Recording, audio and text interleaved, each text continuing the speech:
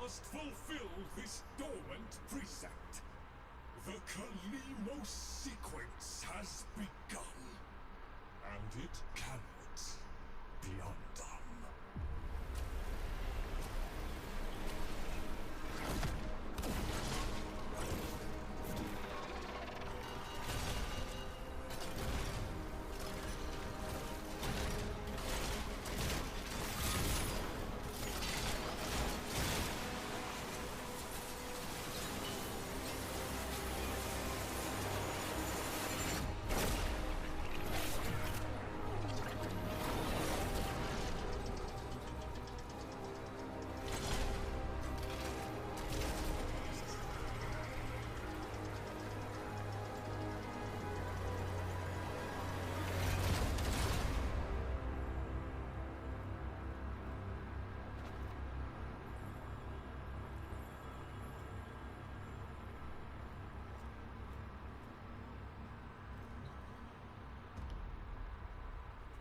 Zata.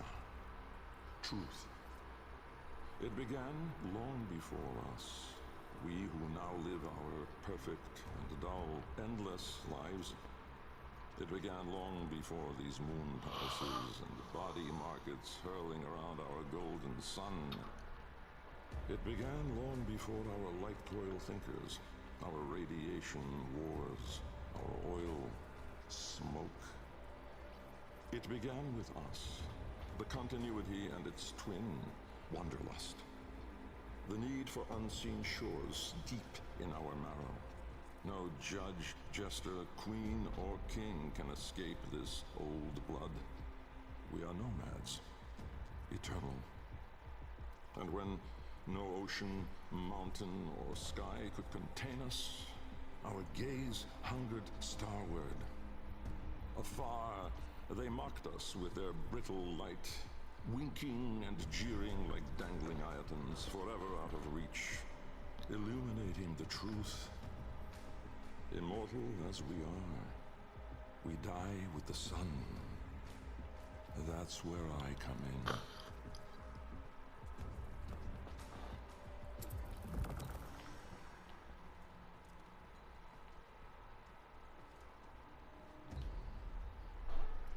Jahu.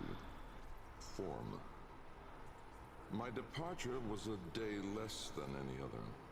When I stepped inside the bell, I saw no crowd through its glass, no skeptical onlookers, no regal send-off. They all had given up on me and my paradoxical formulations. The wasted years had all shown the void to be just that. Nothing. No energy, no entanglement, no form. To spacefaring ambitions, a dead end.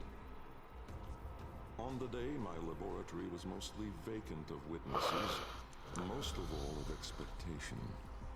Only my sluggish attendants, my sagacious Kavat, Kalimos, and of course my daughter. I had raised her alone, but with inconsistent vigor. In those eyes, her mother's, I did see a terrible reflection of a man that did not exist. A brave and principled man about to make history. In truth, he was a void himself, an outcast, a joke, and nothing. Driven by my humiliation, failure had made me bitter and reckless. I would dive into the depths myself to prove them all wrong. I gave the signal. My daughter grasped the lever. Kalimos then belted out a desperate, rasping growl. But it was too late.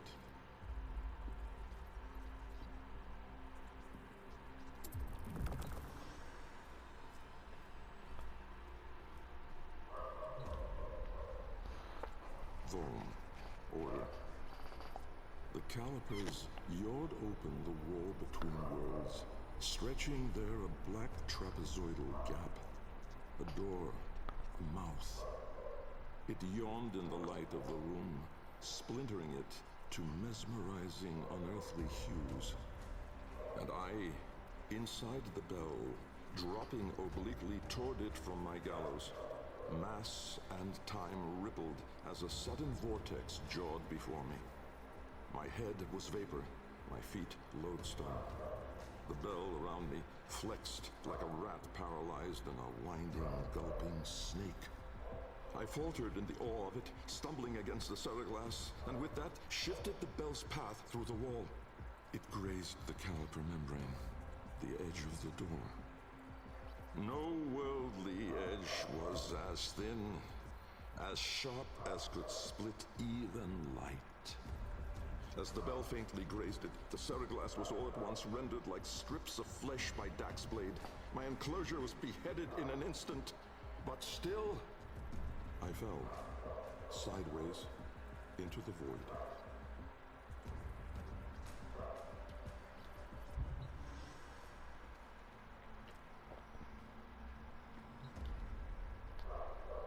Thus, chaos. Death was on me, I was certain.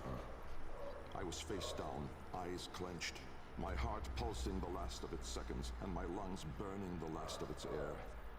A sudden nostalgia gripped me. I grasped desperately for memory of a storm just past, the fumbling pitch of a child's song. Yet all these thoughts seemed to steal away from my mind like smoke through a vent. I would die empty.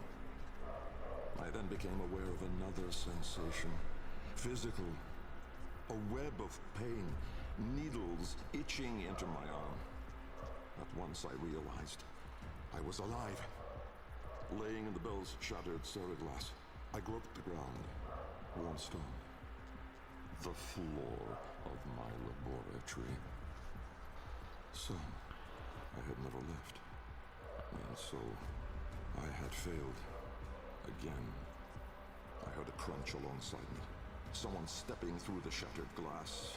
With great shame, I gasped and rose my head to face my daughter above me. But as I opened my eyes, it wasn't her. It was me.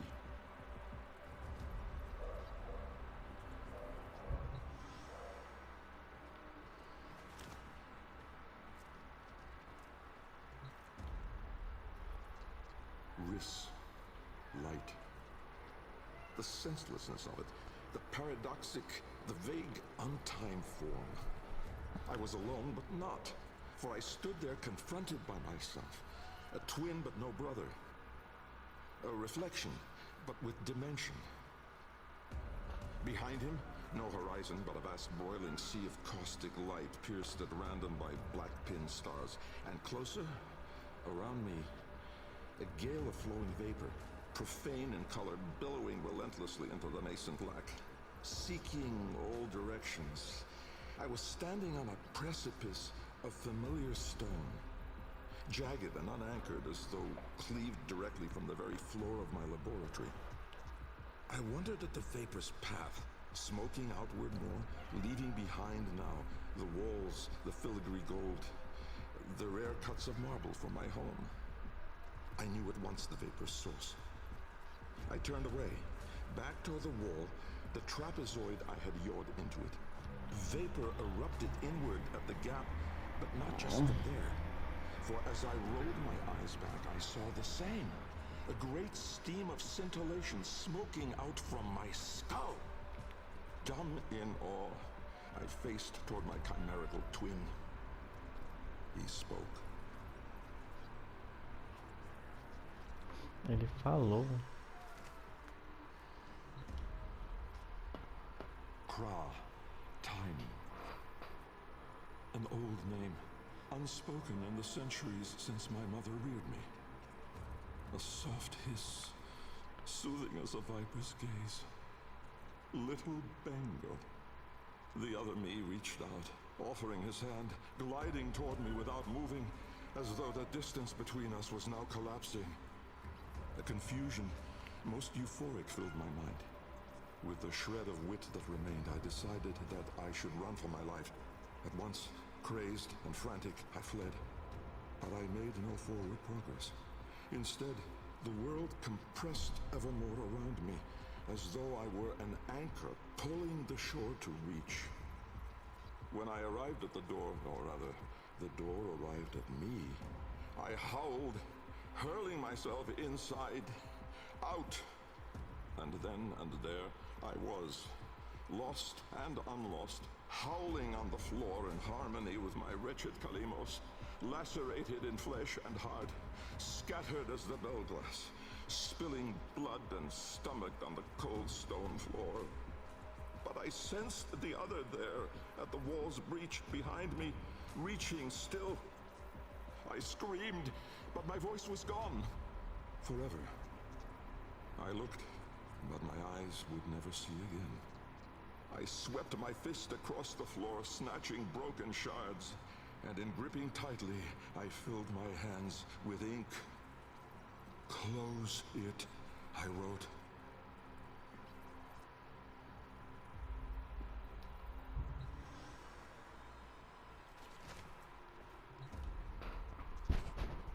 Netra. Decay. Time, to us, is all but conquered. Our sacred kuva moves us on to new skin. We numb to our daily, yearly trifles, and remedy those memories that bring lasting misery. With all our misdeeds, our excess, our indignity, we are haunted by nothing. But not for me, for with each passing day, there grew within a tumorous idea. It was minute in those early days, the pale reaching digits severed on the floor, studied with reverence, with greed. And it swelled larger in the latter days. The regal domes, the rail dedications, the unholy Zariman parade. I had put the stars within reach, but at what cost? I never spoke of him, that man trapped in the wall. And while there have been countless souls who have followed me through with their light skippers and field wave skins and very-eyed instruments, not a single one ever saw him. Me. And so it is that I will not take the kuva now, or ever again. This is the last skin I'm in. Because of this idea, that I cannot be sure that in all that smoked commotion, in all that panic and fear, in that bending light and blinding dark, was it I who escaped? Or the other?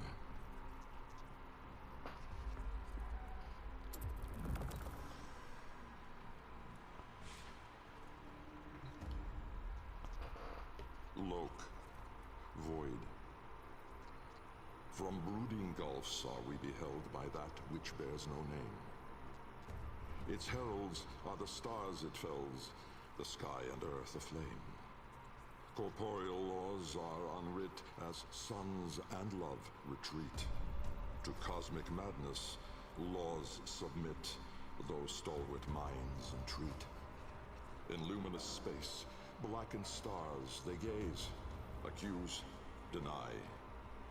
Roiling, moaning, this realm of ours, in madness lost shall die. Carrion hordes trill their profane accord with eldritch plans. To cosmic forms from tangent planes, we end as we began.